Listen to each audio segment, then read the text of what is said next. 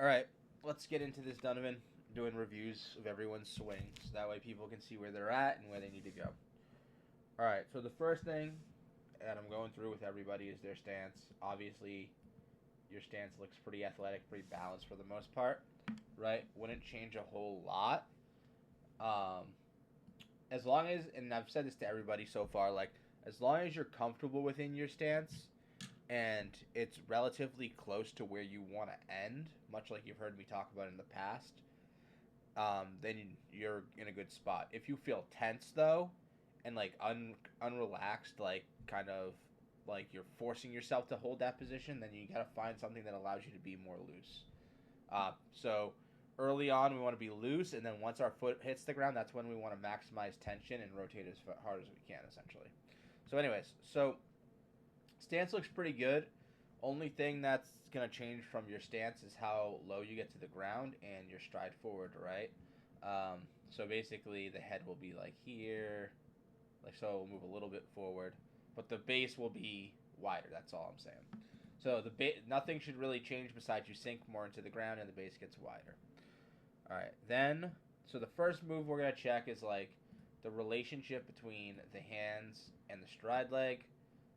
Do you load your hands back while your leg goes forward, and are they synchronized? Are they moving in unison? All right. So here you haven't even lifted your leg, and you're already going back a little bit, and then boom. Okay. So once this leg comes off the ground, start doing your load.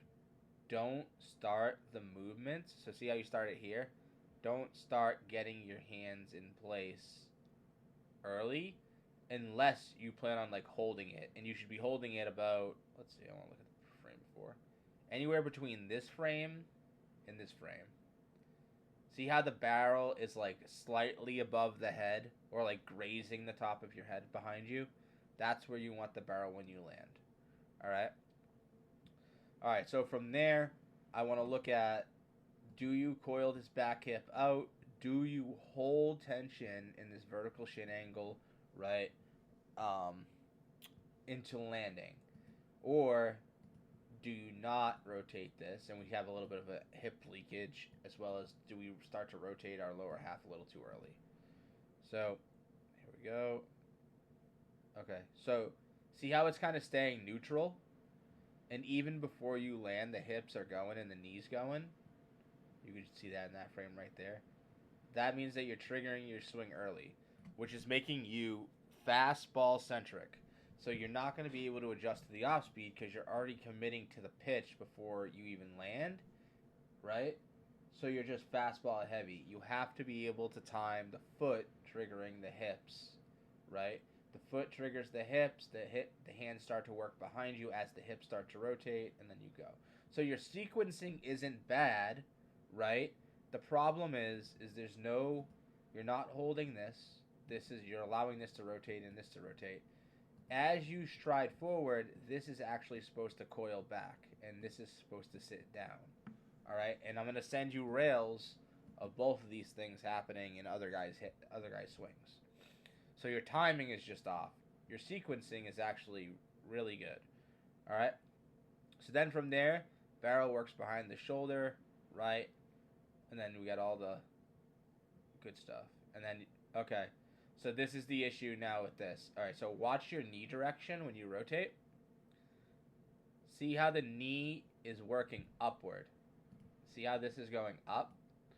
We want to make sure that when you rotate, your hips and knees are working downward. So it's a sharper, more explosive move.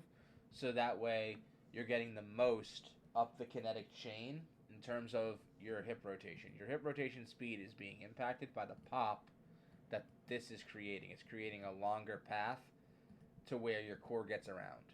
So your core speed's getting hurt. And then you extend through.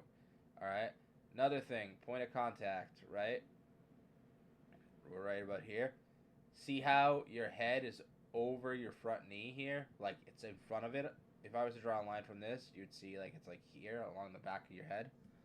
We need to have you so what you're doing right now whenever this happens, hitters are doing one of two things or both. they're putting too much force into the front foot, or they're rotating based off their front hip, not their back hip.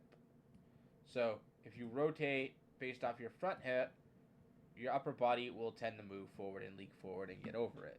If you rotate off your back hip, what's going to happen is you're going to stay centered over that back knee, right? Because you can see in correlation where it is.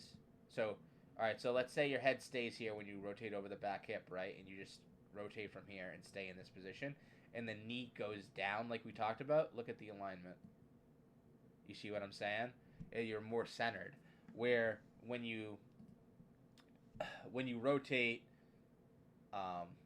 more forward and up, and you rotate around the front hip, and you put too much force here, that's when everything just shifts forward, and you get two over your front side.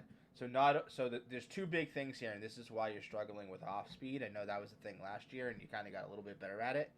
Is one, you're triggering your swing before you land, like I showed you earlier, right?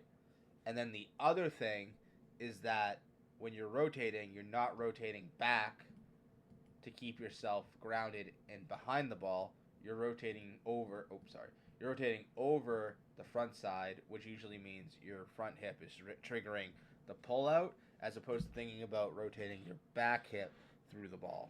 So, small little things you got to think about, and like, this is the thing with your development, and you know this, is when you get stuck in a loop focused on results, you don't remember this stuff and you don't like work on this stuff, right? So you need to like stay disciplined, stay focused, and understand that if and when you do work on this stuff, right, that the results aren't going to be perfect to start, because your mind is splitting its attention, right? You're saying, okay, I got to work on landing with my hands. Okay, well, if your timing's a little off, that's fine, right, in terms of the result of the bat to ball. But eventually what's going to happen is you're going to get used to landing with your hands in the right spot and landing where your backside's not rotating early, and then you're going to get the timing down. But at first, as you create the muscle memory and work towards that and split your attention, it's not going to be all sunshine and, dandelions and roses. So you need to decide, do I value my development, or do I value short-term success and stunt my long-term growth? That's how you have to look at it. All right? Hopefully this video helps. Let me know. And I'm going to send you some stuff on Instagram Reels. Hopefully you actually watch them. And it's going to pertain to this stuff, so you can see exactly how the pros do it.